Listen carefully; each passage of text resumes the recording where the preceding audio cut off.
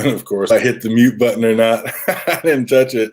It's usually 50-50, but hello. What's good, everybody? It's Saturday, so we decided to dip back on here and talk about some Invincible.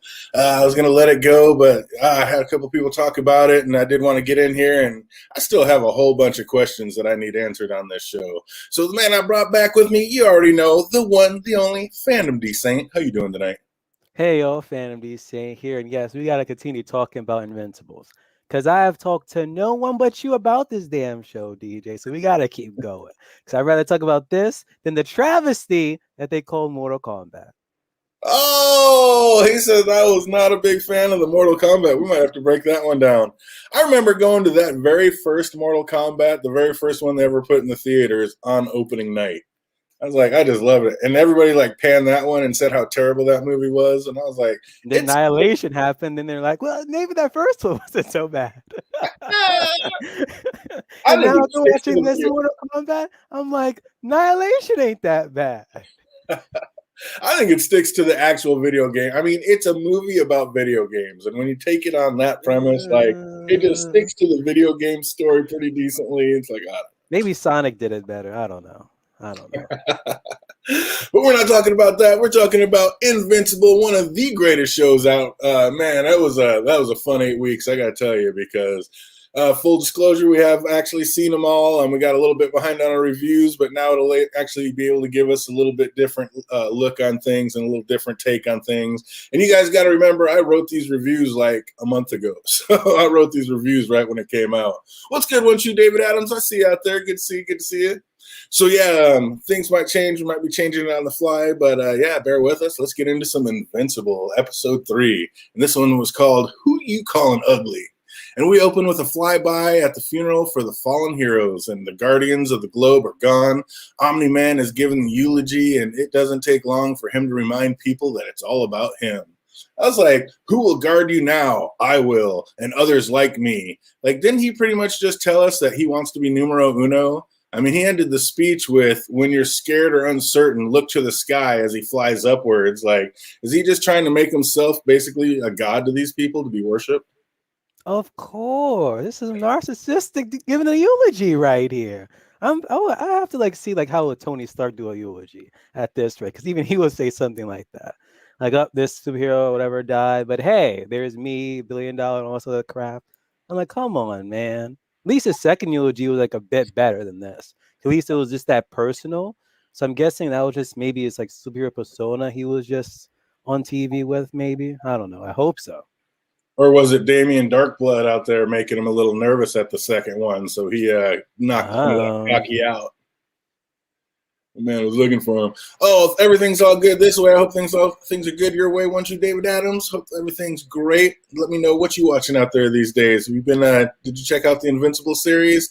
What are you watching these days? What's good with you? But it was even more savage to hear Omni-Man at like the second funeral, like you were talking about how it was the Guardians of the Globe that were the first to welcome him, and they were like a family. Like, he's just a soulless bastard, isn't he? Like, after hearing that, I'm like, damn, maybe he didn't kill them, or something was controlling him that made him do the deed here. Like, I was almost tearing up. I'm like, damn, either he's like being honest with us, or he's a good actor. Oh, he was straight gaslighting us. He was gaslighting us. Like, we saw you do it, and you're gonna sit there and act like you're feeling bad about it. Like, wait a minute. But I'm loving the cold opens and how they like work in a way to say Invincible as it like cuts to the opening theme scene. I like that. But They keep doing that in every single episode. I like how they do it. It's like it's almost like you're just waiting to hear at what point they're gonna say Invincible, and then boom. They call them, and then it cuts to it. Yeah, I like the way they're doing and that. I think like one episode took a minute, and then or a few minutes, and then finally they said the word Invincible. I'm like, okay, they're actually keeping up with this. Oh man, that one, basically the one with Titan, when him and his girl, the one before he got Invincible to help him, like that one definitely went on for a minute. Like, that was halfway through the episode before he busted it out, which was sweet. Kind of made you wait for it. But Darkblood shows up at the funeral, and he is still suspicious and already has a pretty good hunch that Omni-Man's the killer. And director Cecil stops the robot and thanks him again for saving everybody's bacon with the flaxen. And he wants him to head up a new superheroes team, picking it himself and basically only answering to Cecil. So that seems like a pretty tight gig. He asks, like, wouldn't Omni-Man be the natural choice? But Cecil's like, he's been asking him to join for years and he doesn't like to take orders, adding, not from me anyway. Is there someone else out there that Omni-Man is taking orders from? Like when I saw that scene, I was like, wait a minute, I was confused. I thought Omni-Man was part of the team, but it seems like he's just not. He just answers like what Cecil said. He just answers to himself. So I'm like, oh, this is interesting. He's just not much of a team player at all. Not at all. Yeah, he's like his own soul assassin. He's like, I'm going to be the soul bandito. But this combined with telling him that the Flaxens, when he told the Flaxens that the Earth isn't theirs to conquer, makes it seem like to me that Omni-Man is just a scout out looking for another world for his kind to conquer. I was like, do we have a Silver Surfer situation going on here? And of course, now we've seen the end of it, so we kind of have that. But you guys got to remember, again, I wrote these like a month ago. So we're going to go ahead and say that's one we called. I wonder how many times you could be hearing this in each and every review from now on. Yeah, right. Exactly. Only these two that I wrote a month ago. This one and the next one I wrote a while ago. The other one I wrote yesterday. So I kind of geared that back onto the same path of seeing it and knowing, going from there. But back at the Grayson home, right after the funeral, Omni-Man seems to be fine. He's ready to like fly to Naples and grab a pizza, but his son is still understandably emotional, and mom tries to make him feel better, but he snaps back at her, and Omni-Man isn't having it. He's like telling him to separate his feelings from the job and his home life. I was like, he seemed kind of ruthless. Like, he seemed almost ready to harm the lesson into an emotional mark until he looked into his son's eyes and saw he really was hurting. Like, that seemed to snap him out of it and soften him up a little bit. But, like, saying we'll do more training tomorrow, something he thought might cheer him up. But, I mean, are we just seeing what a true sociopath this guy is, early on? Oh my gosh. Like does he have emotion? Does he not? Does he bring it home? No, because after doing that deed he did in first episode, he's just keeping it to himself. Yeah, he can just click it on and off. Like, he's a true sociopath. He doesn't care. He is just a psycho. But Debbie instantly scolds him, like, what is your problem? We just left your friend's funeral. And he's like quick to point out friends. I was like, wait a minute. And then she asked, like, what was that? What if that was us putting you in the ground? And he retorts, like, I'm not so easy to kill. Just showing just a complete lack of empathy for anybody other than himself. Like, we're getting the true essence of this guy quick. And then it's like Superman. If Superman just I guess just came to Earth, wasn't raised by his parents, who knows what would have happened? Yeah, he'd have been more like the boys. Just like, I'm going to do what I want, and there's nothing you can do to stop me. Just feel it. Mm-hmm. But we get a quick shot of the home across the street where the agency has set up shop. And now if anybody slips up and says anything, they'll have it recorded. And Mark's in his room all caught up in his feelings when he sees Amber's number. And, hey, nothing better to alter the mind state of a teenage boy than a teenage girl. He's like, what do you think of this? Are you shipping this couple? Nope, not at all. He said, nope. You're not having it? You don't like it? Wait, are you talking about Amber? Is she the one with the powers or no? No, that's Adam Eve. No, Okay. Amber's just a regular chick that he keeps. Okay, that I actually do ship. I ship them. You're shipping those two? Mm-hmm. Yeah, we'll see how it happens by the end of it. But yeah, it seems to be on and off, back and forth. But Mark bumbles through the conversation with all the grace and elegance of a barefoot adolescent walking on razor blades on hot coals. And Amber's like really so into him that it really doesn't matter. He ends up with a study date and closes the deal. So you can't be too mad at our guy. But the teenage years. Huh. Love makes you blind to all the flaws. Right? It's all good. And on a whole different type of date, Eve walks in on her soon-to-be ex Rex and Duplicate showering together. And Rex acts like it's Eve's fault, like she's already cheating on him with Mark. And one of the first things Amber said to Mark was that he has a girlfriend talking about Eve. Does everybody else already kind of see what Mark and Eve are blind to? You think these two are going to ever end up together? Possibly. I'm like 50-50 on it. It could be Amber, it could be Eve. We don't know which way it's going to fall yet. So I kind of, one part is like I want to add Amber, but then it's like if Mark and Eve have like a kid, it just like it'll be unstoppable. Just think about it. Yeah. That'd be amazing. It'd be It's like the super Scarlet cool. Witch and Superman had a child. It's like, who knows the possibilities? It'd be too OP to even deal with. Mm-hmm.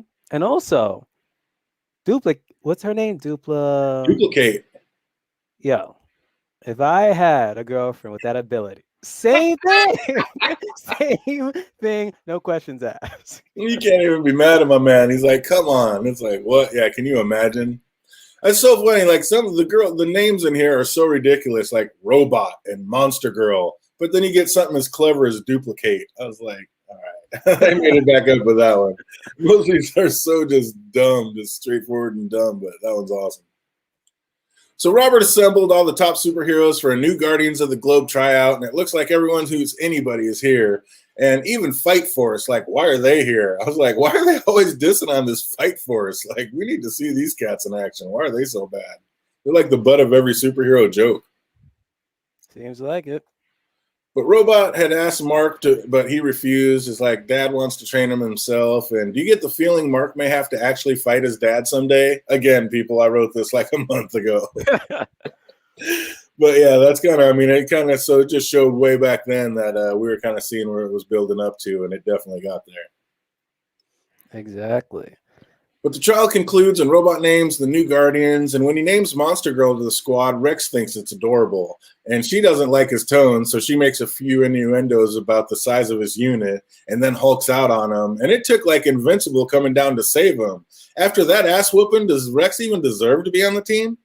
Hell no. I don't even know why was he even on there. It's like Robot, he was just like, well, I'm gonna be biased and pretty much have my team there with a few little add-ons. I'm like, come on, man. You could not have Rex on there. Just get him out. How Just you gonna get him say, out. yeah, how you gonna say no to anybody else after they all just saw him just take L's and then just he gets to be on the team, but they don't? That's messed up. And speaking of not on the team, Eve says she can't be on the team with Kate or Rex and flies off. Mark follows and finds out what happened, and Eve said he thought like we were a couple of, and he's like, Eve said that they thought they were a couple, and she's like, ew, ick. I was like, do you believe she really feels that way, or would she be more than happy to like get down with Mark and have a relationship with him? It seems like it after was it this episode where like she left? Oh yeah, I think it was like the beginning. After like she kind of like broke it off with Rex, she like went immediately to Mark, and then she pretty much saw Mark like making out with Amber. So it's like she pretty much wanted to. She was hoping that maybe that was going to go to the next step, but she's like, good for Mm-hmm. you, Mark. But yeah, that was rough. It's like, poor girl. So back at the thing, and Robot tries to lay out a schedule, but the team's not really having it. Rex was being Rex, but that was pretty ballsy of like Black Samson, who just got picked on the team, to instantly like try to take charge, like be the one up. It's like, who are you? You don't even have real powers. Like that was pretty ballsy of this cat, wasn't it? It was because I guess he was just going by, well, since I'm kind of like a veteran here, like I guess I can be the leader, which I thought was kind of like should have been like the Robot, since he Yeah. like put the team together and crap. But I guess not. So I guess he was just trying to be like the parental type model of it all, but that didn't work out. Seems like he's making up for something. I don't know. It's like, why are you acting all big and hard? Like, actually, I mean, oh boy's right. You don't even have powers. Like, you just need to take all the chairs for a minute. Like, sit down. The Monster Girl says like 3 days won't work out for her because she grows younger every transformation, and Robot seems to have taken like an instant affection to her and saying he knows how it feels for the whole world to see you as one thing, never really knowing the truth of what's inside. Like, what did he really mean by that? The moment I heard that, I'm like, okay, so you had to be a human at one point or something.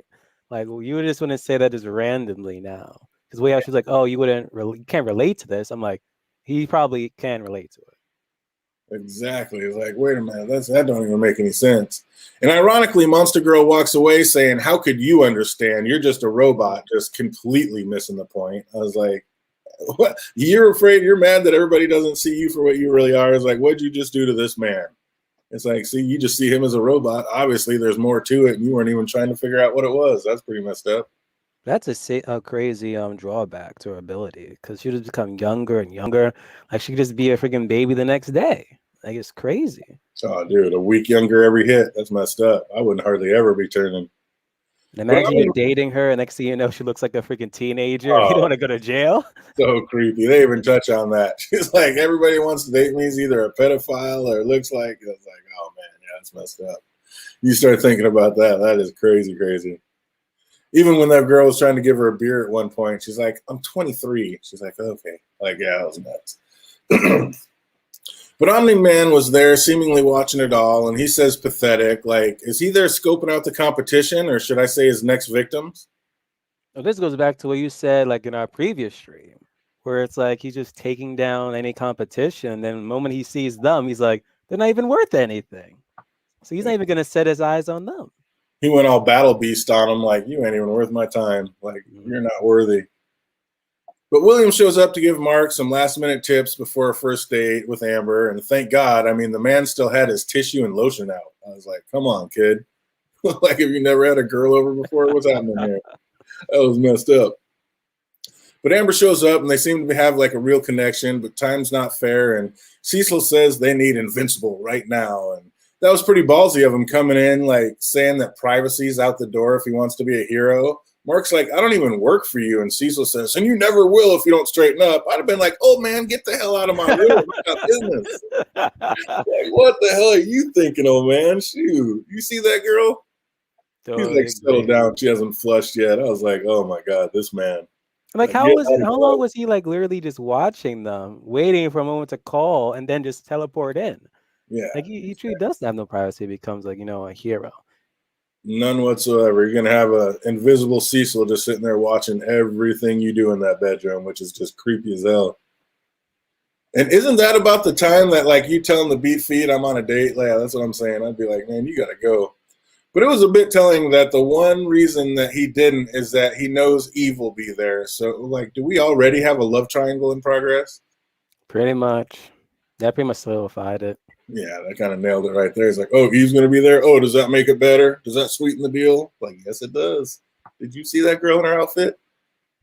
But Invincible and Eve fly out to Mount Rushmore to stop a mad scientist, Doc Seismic. And what was up with that mass murdering Boy Scout leader? Like, everybody else is running away from the danger, and that psychopath ran his troop of children, like, straight into it. Like, literally right under the rocks that were falling, and then huddled there to get smashed. I was like, luckily Invincible gets there just in the next time to save them. But I was like, this Boy Scout leader's trying to kill his troops. Like, what is that?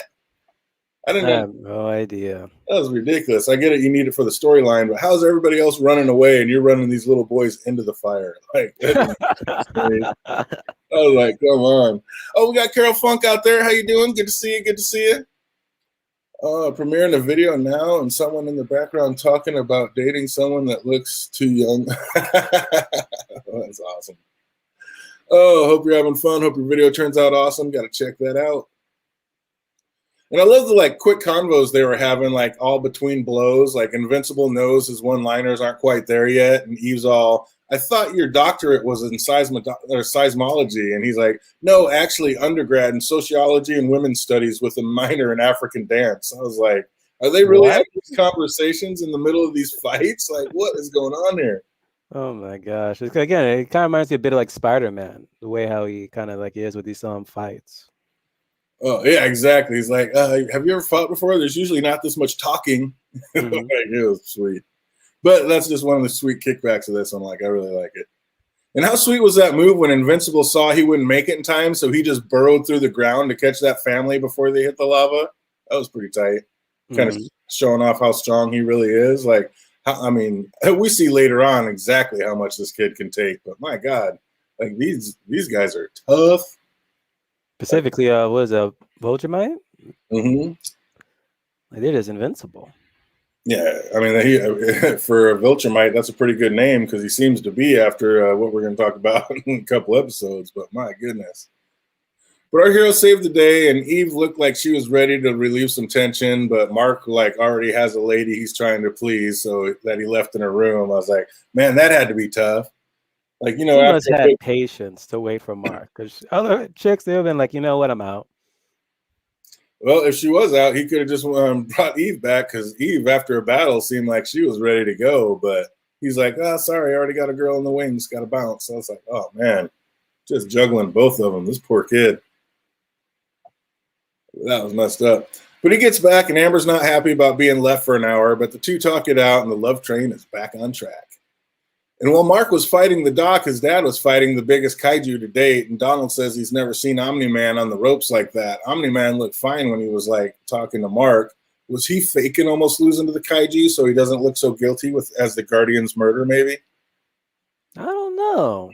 Like, it seems, well, according to his Cecil's assistant, like, he was having a tough time there with that kaiju. He said he's never seen him on the ropes like that, and that's like, was he just faking it and downplaying it so he doesn't look so tough? So maybe they don't think of him as the murderer that could have killed all the Guardians, or was he really having a problem with this new super improved kaiju beast? Nah, I still think he had a tough time. He said he can do it. So Toothless Rex tries to woo Eve back with fireworks show, but she's not having it. And good luck with the team, Rex. The fact that she's not going to be on the team and Invincible is not allowed to be on the team, it kind of feels like it's just going to make it easier for Omni-Man to take out another squad of Guardians, doesn't it? Yeah, but they're pathetic. It's like, so they're not even worth it. Like, compared to, like, the original team, like, they have a lot of shoes to fill. A lot. Yeah, they got a lot to make up for. Because they were pretty much like the Justice League, and these guys are like Teen Titans. Right? You know the gap between the two. They got to bridge it quick if they're going to do any good. And Eve heads back to Mark's house for a little rebound loving, but sees Mark already has it handled for good. And he's like, good for you, Mark, like we were just talking about. And will Eve just forget about Mark romantically, or will this just make her want him more in the end?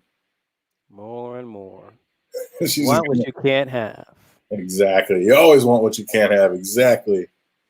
But back at the raft, it's dinner time, and it looks like somebody's made different reservations, and somebody's breaking out the Mahler twins. And whoever's idea this is, they don't seem to be inherently evil because they wouldn't let the twins take lives needlessly. So we see a little bit later, but did you have any idea when it was going on? Who was actually helping these guys? Not a clue. And then as the episode was concluding, I'm like, hold up. You can't trust these hosts. You can't trust it. Westworld was right. I'm telling you, because we saw that it was none other than Robot who freed the twins. And it was like, wait a minute, the new leader of the Guardians of the Globe just freed two mass murderers? Like, why? What's up with that? So that instantly gave you some questions. And then we got an extra scene with Damien Darkblood questioning Debbie about the night of the murders. It's like, first of all, that was pretty brave showing up when Omni-Man was home. And second, it looks like Debbie doesn't trust her husband 100% because when he came in and turned on the lights and said what's wrong, she didn't tell him, like, what happened. So does she believe, like Darkblood, that her husband actually is guilty? Like, this man is devoted to the case. He will do anything. And that, at this point, it's like going into the home of the most powerful being on the planet when he's not home, talking to his wife about he could pretty much was the cause of everything. Like, he's not even that strong compared. So it was interesting that he actually did that. Justice for Johnny. Feel it. So that was pretty much episode 3, and then we move right into episode 4, and Neil Armstrong, Eat Your Heart Out. And we get an Indiana Jones open with a zealot like resurrecting Kahor, and the door seems to drop shut just before it escapes the tomb. But this probably isn't the last we're going to hear of this little demon, is it? So, kind of spoiler for those who haven't watched the other episodes. This is the only time we saw that freaking mummy thing. Like, I was like rewatching this episode, like, what was it, like a week or two ago when we were supposed to like originally review this, and I'm like, wait a second, we never see this. We don't see them fight this mummy thing at all. And even like during like the before the show even ended, when they were just like reviewing over the villains that they fought earlier in the season, not one point did it show this mummy thing. So I'm like, what was the whole reason that they showed us that? It was a waste of footage. I'm telling you, it seemed like they dropped a few storylines until that very last episode. What's good, Alan Vanderson? Good to see you out there, bro. It's been a minute. Hope all's well with you.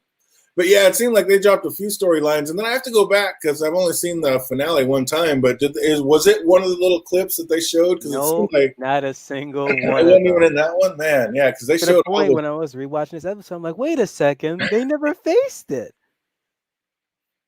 Just a 100% complete drop storyline. So yeah, we're gonna have to see what's up with that because that made no sense. I was like, wait a minute. But yeah, they got to bring that in. That's got to be a thing because that was that was straight up Scooby Doo. Like that was massive. I don't know what's gonna happen with that. Mm-hmm. But Mark and his dad are practicing flying when they take a break and atop Mount Everest, and his dad doesn't sound too impressed with the human race, saying like we're all hell bent on destroying the Earth, and then he adds like, "Good thing they've got us, right?" Like very much a godlike way of thinking. Like without him, we're doomed. Like we're just seeing more of what an egomaniac this guy is at this point. Or is he actually telling them the truth? Like, if he dies or something bad happens to him, like the world is just doomed. So it's kind of when I first watched it, something like, okay, is he just trying to like prepare his son to in a case where he's gone, like Earth still has hope. They still have someone to be like there, pretty much lie in the sand against anything. So then, I mean, so we see a little bit later. I mean, sweet, you get all the spoilers out. It doesn't even matter. So we see what happens on his planet. Was that just his way of like showing that you guys just aren't worthy? Like we do need real heroes on this planet, but you guys aren't worthy, and that like we killed half of our planet off, all the ones that aren't worthy, and now we need to do the same thing to Earth. No, the multiculture is trash. Yeah. Oh my gosh, man! Just the idea of why they did that, I'm like, why? Like you could have still have done what you wanted to do without killing like half of your, civilization. It's like that was some type of Thanos crackpot right there. Like really? Like this could have been another way of doing that without killing like half the people. Oh man, I'm telling you that was like a brutal Thanos. Like we're going Thanos without just a snap. We want the blood and gore of it all. Like that was just gnarly. Like what? And he also says they're kind of lifted alien races out of the mud and into the future. Like it's why they're here. Any idea why? Like what his grand plan for Earth is going to be? Just to be another the way how I look at this honestly was just like look at Dragon Ball Z when it came to Frieza, where that character villain just kept like dominating and just like enslaving planets, selling planets. Like, is that's what it kind of sound like, honestly, what they were doing. Like, oh, where you're pretty much your hope, but you're not. Yeah, exactly. They want to enslave everybody, is what it sounds like. And Invincible asked his dad, like, why did he really come to Earth? And he said, when your grandparents died, he was like lost for a long time, and that they were the only family he had. And he said something very familiar about the Guardians of the Globe, calling them family. Did Omni Man really like? Did he end up killing his own parents? That I don't know. And I wouldn't be surprised because if you saw him as weak, done. That's what I'm saying. It's like the way they did their whole planet dirty like that. It's like maybe it didn't matter, family or not, only the strong survive. Like I that's have to like rewatch that finale because I don't know if it sounded like he was born after it or before it. if who was born after or before it. When they decided to like wipe out like half the civilization, like of like the weak Oh, he of their. was in on it. He did it, and then basically he became one of their true leaders that like went out and single handedly take over a world. So he's on there. He was like on. He did that, and then he was on their special force to like go out single handedly and take over different worlds, which is just insane. Then Omni Man said, "Coming here felt like a chance to build something new." Invincible interrupted and said, "With mom?" And Omni Man seemed to like switch thoughts and say, "Yeah, your mom changed everything. It turned it from a job to a home, but Invincible came along and changed it all again." Does that mean that Invincible changed it back into a job? Which kind of seems like what happened there.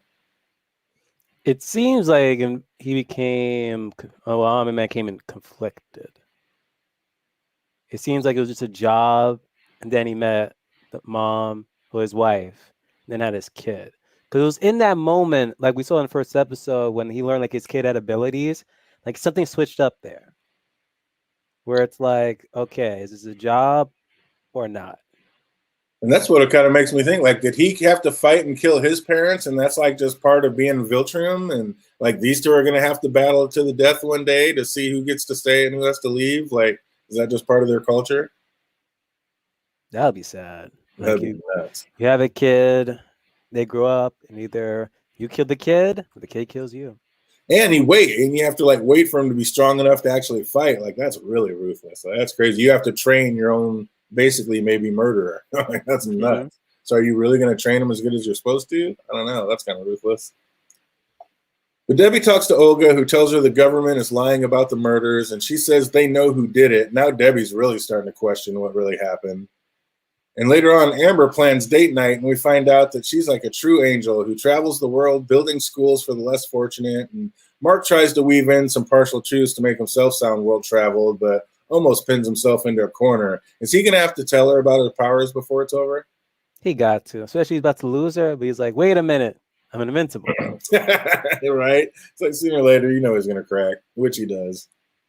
And Omni-Man makes a visit to Darkblood's office and tells him not to threaten his family again. And Darkblood says, wife already suspects. How long until your son does too? Is Invincible going to figure out what his dad did? And again, Doubt it. It's like, oh my gosh, almost drew a blank on it. Come back to me. But then, I mean, obviously, we know he's going to find. We know he finds out in the very end. But this is all a month ago when we were trying to write it and figure out as it was going on.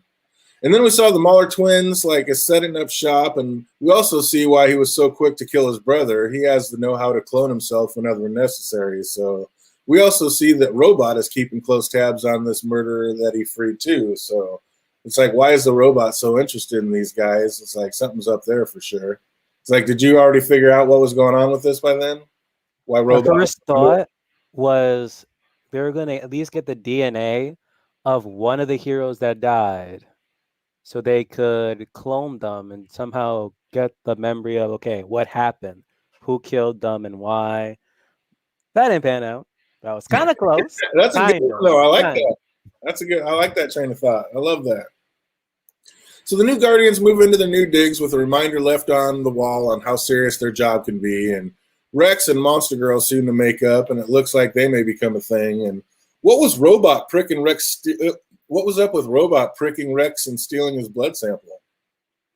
I thought he was gonna be Robot was like stealing like each and every one of like their abilities. That is what I thought. There you go, kind of like a hero situation. Try to become a hero that's got everybody's. That's why he's so good already, because he's been stealing other people's powers. That'd be kind of sick. Mm-hmm. And then he's gonna try to defeat Omni-Man. Yeah, you're gonna need all them powers to take him down. And Mark gets the promise of a second date sealed with a kiss and is on cloud 9. And he heads home to find Cecil there asking his dad to chaperone a mission to Mars. And Omni-Man knows this is just a ploy to try to get him away from the Earth, so he refuses. But Mark decides to volunteer himself. So that didn't seem to make Omni-Man too happy. Like, what was going on with that situation? Because he doesn't want like his son to be taking orders from a human. That could be the other way around. Exactly. It's like sooner or later, you know, that's going to come to a head. Like, are you going to listen to Cecil or listen to your dad when it comes down to it? Mm-hmm. So that's what his dad doesn't want to happen. So Mark feels like Eve, he doesn't want to be, Mark tells Eve he doesn't want to lie to Amber, and Eve says that that's why dating normal people suck. And like he retorts with, you dated Rex, and Eve gave him a look like you were so missing the point. Does Eve really have her heart just set on Mark, or is she just trying to teach him something there? Heart set on a Mark. She's a little lovesick puppy that can't have what she wants. But Mark stops by Amber's to drop off the trunk that he says he bought with the change he found in the couch. And that thing was like $800. That was a lot of change. Exactly. Then he decided to like pick something else, right? I was like, wait a minute. It's like she said no when he went first, and then somehow like, what, did he just go steal it? Or like, how did he get the money to actually pay for that? Or did he fly over to the actual place and buy it for like no money because he got it where it originated, like over in Asia? That'd been a smart idea. So Omni-Man is none too pleased that Mark volunteered for this mission to Mars, and Debbie's had enough. She says ever since Mark got his powers, he's been mean and distant. He also talking about home a lot more than he ever has. Is Invincible reminding him of something? Oh, yes. Of home. Reminding him of home. True mission. Oh, that's just ruthless. And Omni-Man blames his mood on being afraid of losing everything. Is he lying? Like, what's the big secret that he's hiding? Oh, we all know the true secret. He's like, he wants to be king of the earth. When Invincible opened his helmet to like take a bite of a sandwich and it shattered, it was a nice callback to the pack a lunch thing, but like pack a lunch when you're going to Mars.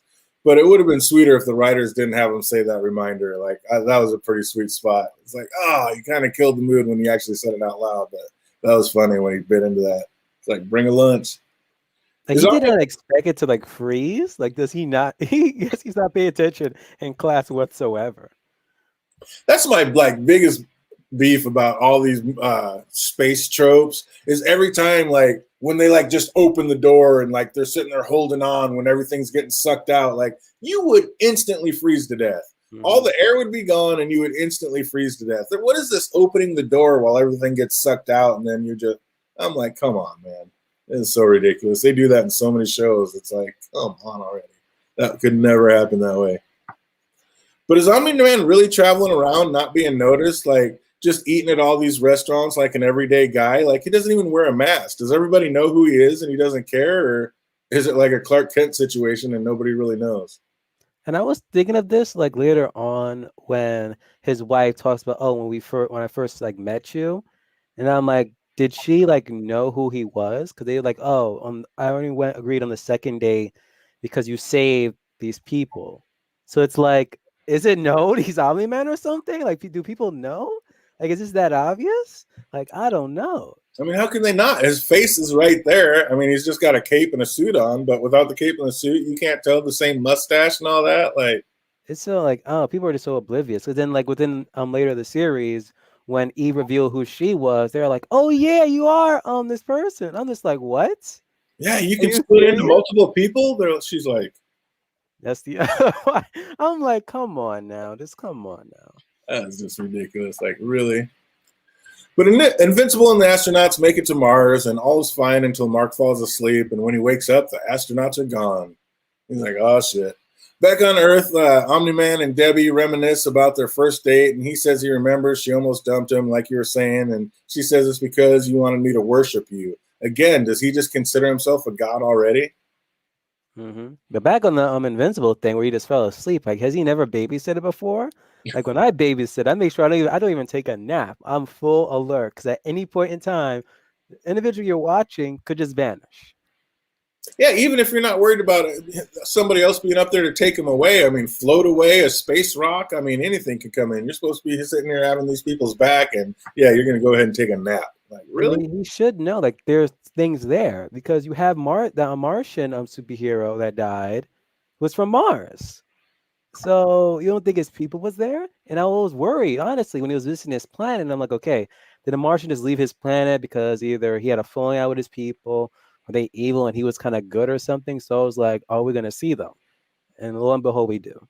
Absolutely. And what about if there's like an evil alien or Alan the alien out there? Like Hmm. he battled him and he was cool with them. What if there's an evil one out there getting ready to come out there and say, yeah, he should know there's stuff out there. He need to be on his toes. He was off his game on that one.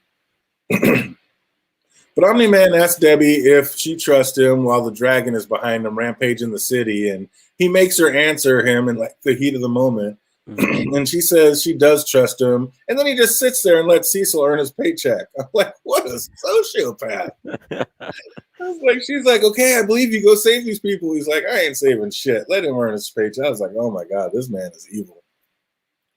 But back on Mars, Invincible tries to reason with its emperor, but he says it's too dangerous. They must be executed immediately. And if the Sequid comes into contact with a proper host, it's curtain for Mars and Earth. It's like, what do you do in that situation? Well, either escape or fight. Yeah. And that's what Invincible does. He breaks them out, and they're all on the run. So when they all get in the spaceship, you know that you have Martians closing in on you. They're shooting you, and you're going to sit there and go through your checklist. I was like, come on, man, get this thing up in the air and go. Like, you know these people are coming to kill you. And he's like, okay, this is on check. Is this on check? He's like, well, turn the shit on and go. Turn the key. Let's get it.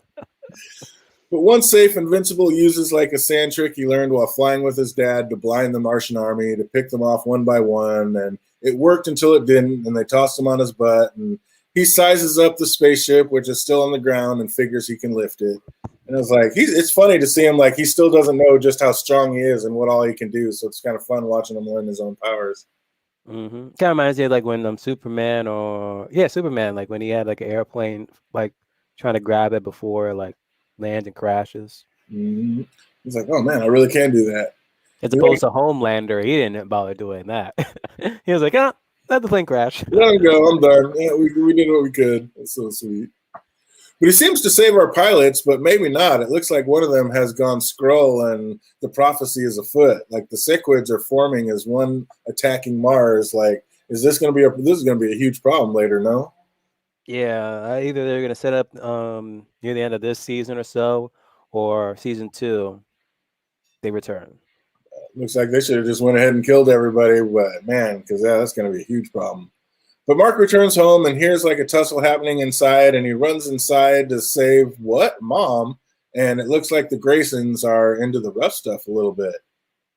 Like he thought they were fighting and stuff, but it looks like they're just getting some hot and heavy loving going on.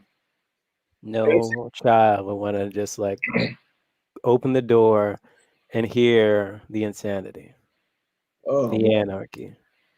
That's one thing. It's like they seem to be pretty hot and heavy. Like it seemed like, especially in the beginning of this, like they were always like every time you turned around, they were making out or getting ready to get it on, or it was just like it seems like, I mean, he already had Mark, and it seems like they're all like crazy sexually active. Like by the end of this, like I don't know, but do you think like oh my god, pregnant, dude? Is she going to be pregnant? Is that why she's so devastated about everything? Honestly, now you're bringing it up, I would not be surprised if she's pregnant, and that's what makes it even more worse. Yeah, and it's like, you know, at the end, you know, spoiler alert or whatever, but she's like, in the last one, she seems to be so devastated, and of course she would be, knowing that her husband's a murderer and there's really nothing you can do about it and everything she's done. But once she got Mark home, like she's still just in the bedroom bawling and crying, and it almost seems like there's something more. And I was like, then you go back and remember the beginning of this, like the first couple episodes. He's like, Mom, like every time he's like, you guys need to quit, you know, being so sexually active in front of me. And I'm like, they have to be putting all that in there for a reason, don't they? Seem to be setting it up. I'm behind it.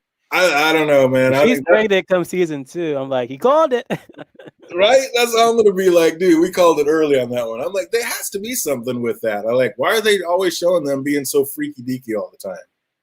Like, I just think that has to be it. Wear glasses and you're good. Yeah, exactly. I'm trying to, like, how does everybody not know that that's Omni-Man? But yeah, I just think I mean, it seems like they're going to be putting everything in for a reason, and they really seem to be hot and heavy with it. So I kind of think like that might, like, obviously she's already going to be distraught with what's going on, but I think there's something more. I think this woman might be pregnant. We might get a pregnant Debbie in season 2. And yep, you heard it here first if that happens, because I haven't heard that shit anywhere.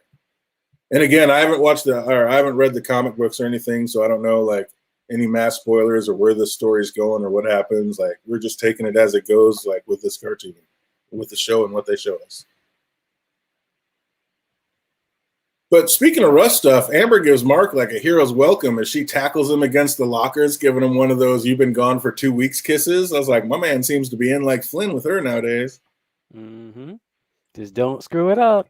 Right, don't mess it up.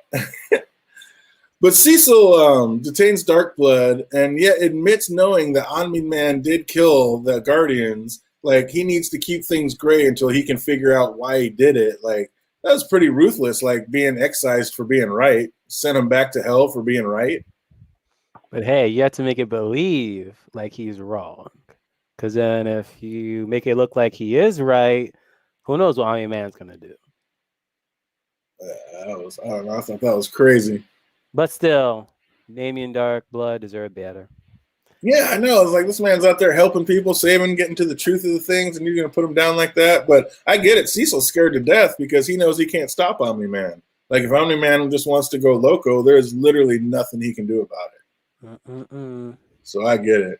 And it looks like we're going to get a glimpse of Robot's plan. Seems like he needed the Mauler twins to create another clone, one that Robot's going to inject with Rexplosion's blood.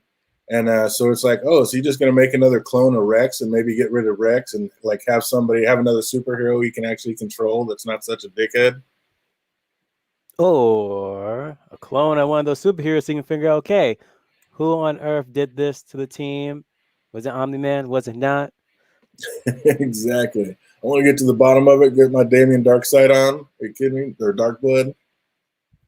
So last we see Debbie put in work and sell Olga's house, and she says if she sells 2 more houses, she'll break the monthly record. This combined with Omni-Man saying Cecil says he's been cleared of being a suspect seems to put her mind at ease. But Then we hear Darkblood growl. So is Darkblood going to be black or back, even though he's excised to hell? Is he going to be able to get out of there and make another appearance? I thought so. But as season progressed, like he didn't just make an appearance. And if they bring him back for like season 2, it's gonna be like for what case?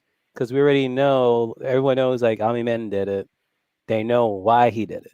At one point, I thought that they were gonna learn he did it, but not the why, and that's why Damien Darkblood was gonna return. But we know the why, so it's like, what will be the point? And now I'm breaking it back. Maybe he's going to be the one that'll be strong enough to actually get him and send Omni-Man to hell, and that's how they get rid of him. Ha! You a joker. He's like, it ain't happening like that. It ain't going down that way. He ain't that strong. He's gonna see. I don't even know. It'll be surprising that he is that strong. Like close to like the I forgot the guy whose name Immortal. Mm-hmm. Like if he's at that type of level of strength, I'm like, dude, where are you hiding this? Right, exactly. Or I mean, can he get in and out of hell? Like, what if he can just grab Omni-Man real quick and then flash jump him like that Isotopes guy does in the next one? And maybe that's how he gets him. He just like flash jumps him into hell, so Omni-Man can't get out or something like that. That'd be kind of crazy. Now that would be crazy.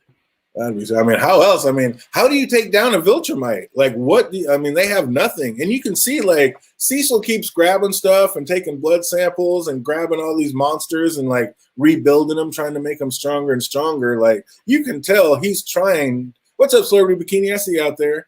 He's trying to make something strong enough that can take down a Viltrumite. He's just not there yet.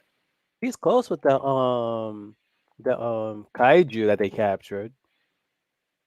Feel it. Oh, nope, Celebrity Bikini. Yeah, I know. He did. He definitely got that thing. Like, if it wasn't for Mark coming out to save him, it seems like he would have got it. So it does seem like he's closing in on something that might be able to take him down one-on-one. Absolutely.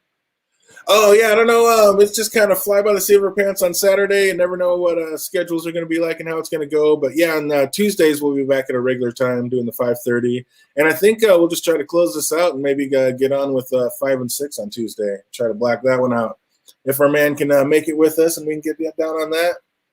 And then we'll knock out 5 and 6, and then we'll just have the last 2 and be able to knock it out and be on to the next one. Mm-hmm.